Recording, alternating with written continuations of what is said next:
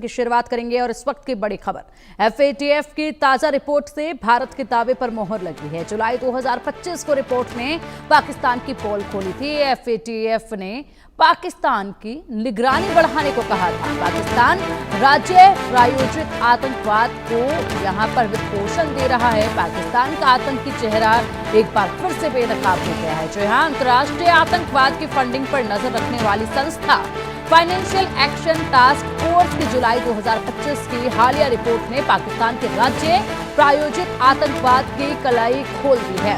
FATF की इस report से भारत का वह दावा और अधिक मजबूत हुआ है जिसमें वह पाकिस्तान में सरकार और सेना द्वारा आतंकियों को घोषित करने का आरोप लगाता रहा है।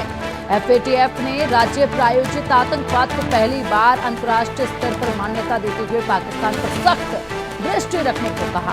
एफएटीएफ ने रिपोर्ट के आधार पर पाकिस्तान की निगरानी बढ़ाने के लिए कहा है, यानी कि अब कहीं ना कहीं ये मेहनत जो हिंदुस्तान लगातार कर रहा है बेनकाब करने की पाकिस्तान को, वो रंग ला रही है और इसलिए अब एफएटीएफ भी यहाँ पर कहीं ना कहीं सतर्क हुआ और इसी के साथ कहा कि पाकिस्तान पर कड़ी निगरानी रखनी होगी, क्योंकि जाहिर सी बात है फंड का इस्तेमाल तो वहाँ पर गलत तरीके से ही हो रहा है और आतंकवादियों को बचाने के लिए हो रहा है, जिसको लेकर लगातार सवाल भी उठे। और उसके बाद अब जब ये निगरानी बढ़ेगी तो देखना होगा कि पाकिस्तान पर क्या असर पड़ेगा। क्या पाकिस्तान अपने इन मंसूबों से, इन हरकतों से कुछ कदम पीछे हटाएगा या फिर इसी तरीके से बेखौफ होकर आगे बढ़ता जाएगा आतंकवाद की तरफ।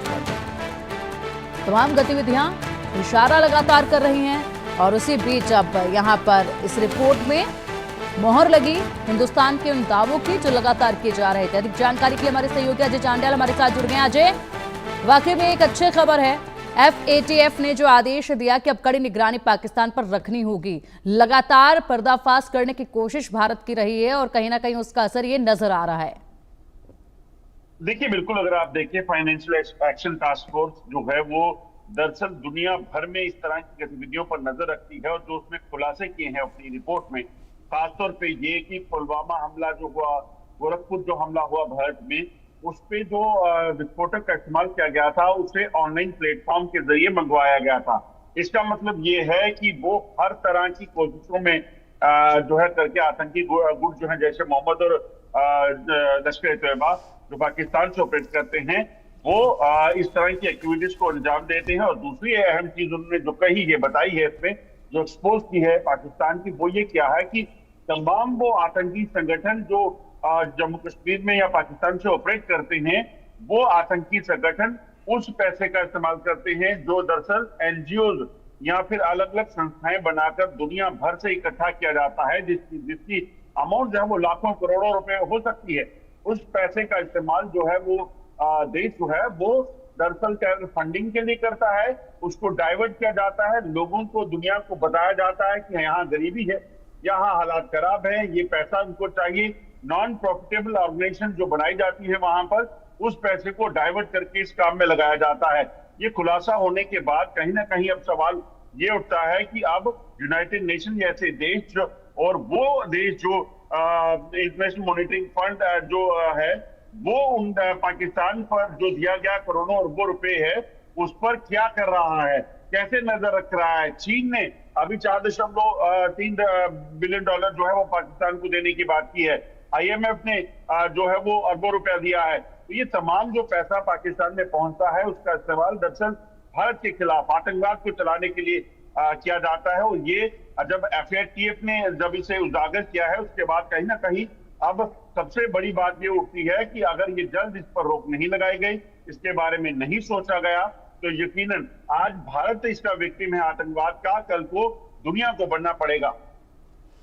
बिल्कुल, और इसीलिए अब ये जो रोक लगाने की बातें हो रही हैं, जल्द ही इसका असर भी साफ तौर पर नजर आने लगेगा। लेकिन अगर अजय अब बात की जाए तो आदेश ये दे दिए गए हैं, सख्ती कहीं ना कहीं अब देखी जाएगी, तो पाकिस्तान की जो हरकतें हैं क्या उनमें कुछ सुधार भी देखा जाएगा क्या?